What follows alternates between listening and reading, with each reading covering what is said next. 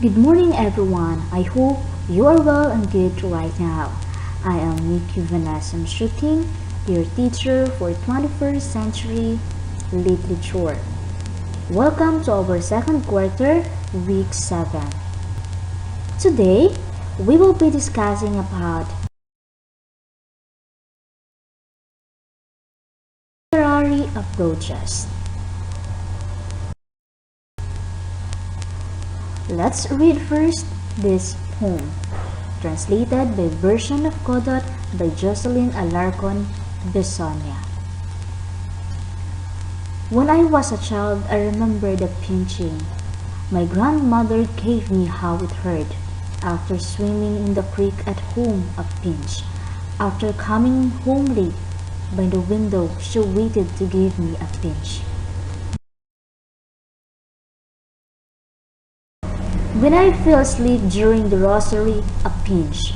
Arriving late for meals, a pinch. When I didn't go to Mass on Sunday, a pinch. The pinching old people help pierced one to the core. That's why one keep in mind their rules and their teaching, because if not, a beating could follow, not just a pinching.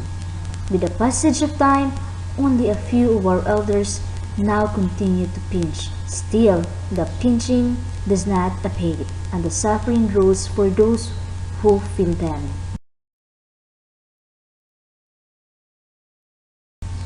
A pinch of salt to flavor a bit of rice, mornings. A sliver of dried fish with coffee to wash it down. To pinch the smarting stomach, known vegetable drawn in a lot of jelly to make one eat more rice, night a pinch of fish. Enough for strength to fold a blanket on. These are the signs of times. Until when shall we pinch this bitterness? This is why people have turned into first. They refuse to fence salt endlessly. So from the latest news one hears, more skin now turned red in fury. So, that is the poem. Now you are going to answer these questions. How well did you understand the text? Number 1 questions. Who do you think is the main character in the poem? Or does the character represent any individual or group of people? Number 2. What the poem about?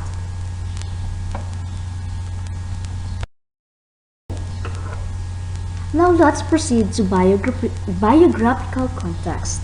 How do we determine the biographical context in literary text? What are the biographical context?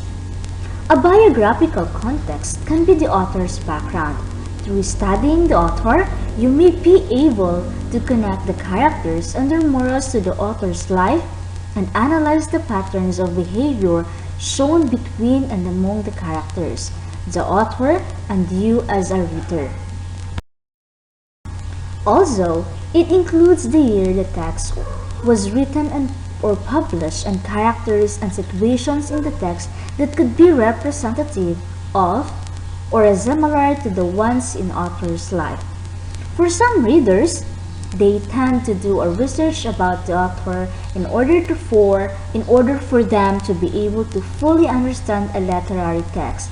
Reading the author's biography or autobiography help you to see how much his experience shaped his work directly and indirectly.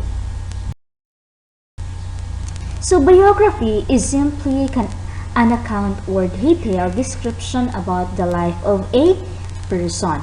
It entails basic facts such as childhood, education, career, relationship, family, and death. And then, autobiography. It is a self-written life story. It is a different from a biography, which is a life story of a person written by someone else. Linguistic context. According to David Richard, practically everything we do that is physically human expressed in language. So a linguistic context is mainly about the language or the choice of words of the author. This includes sentence, pattern, imagery, etc. of the text.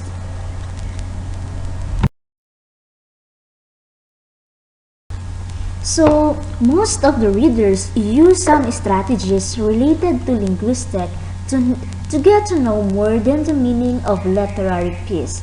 And these are the following. Number 1. Analyze the diction or choice of words in the text. Number 2.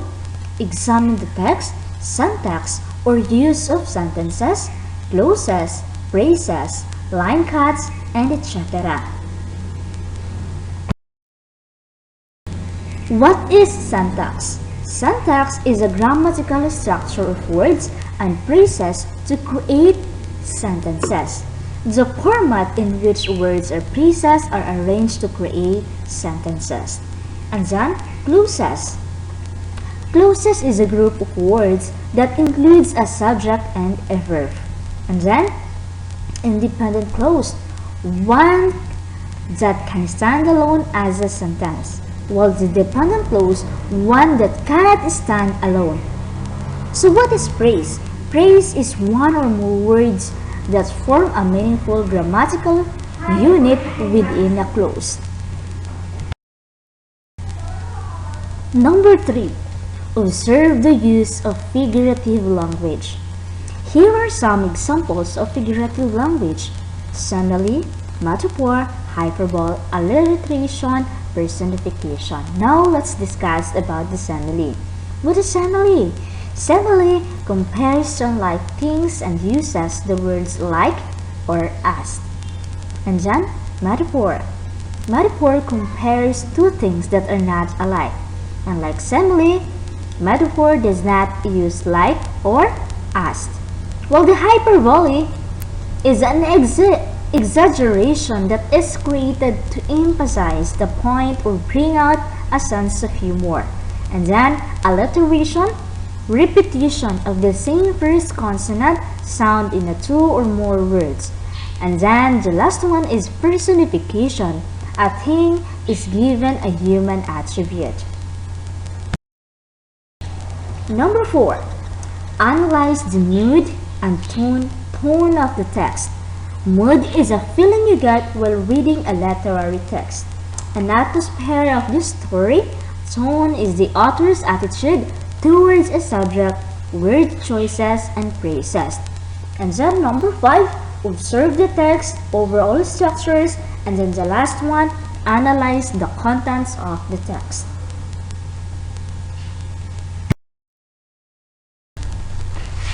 Socio-cultural context. A socio-cultural context is mostly about the social, economic, political, and cultural forces affecting the work that you are reading. This also includes the following. Number 1, relationship between the characters or the speakers in the text and their society. Number 2, issues of gender, race, or class. And then, economic or social power. Social order, lower class, middle class, and upper class. And then the last one, literary theorist, approaches, and perspective.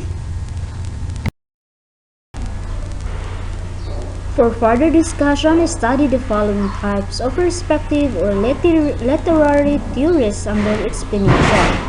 For the Marxism, according to the Marxist perspective, literature shows class struggle and materialism. Thus, it looks into a social classes portrayed in the work.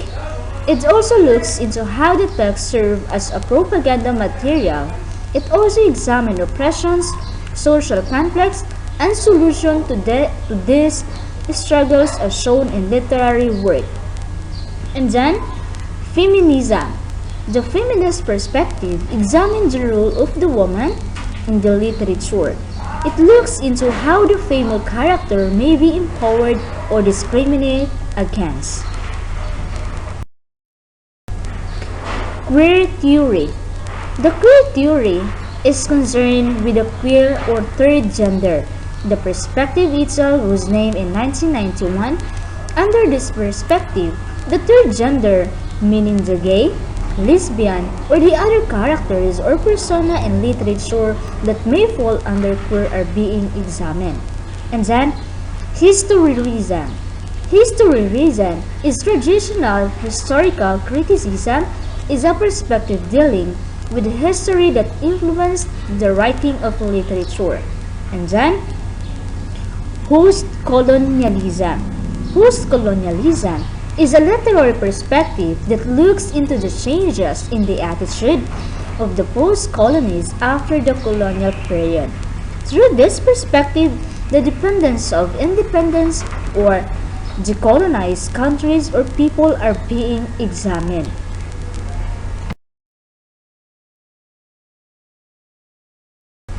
The last one is the new historicism. New historicism is another perspective of socio-cultural context. It is focuses not only on the history when the literary text was written, but also how the history happened. In historicism, the above-mentioned perspective can be integrated with each other.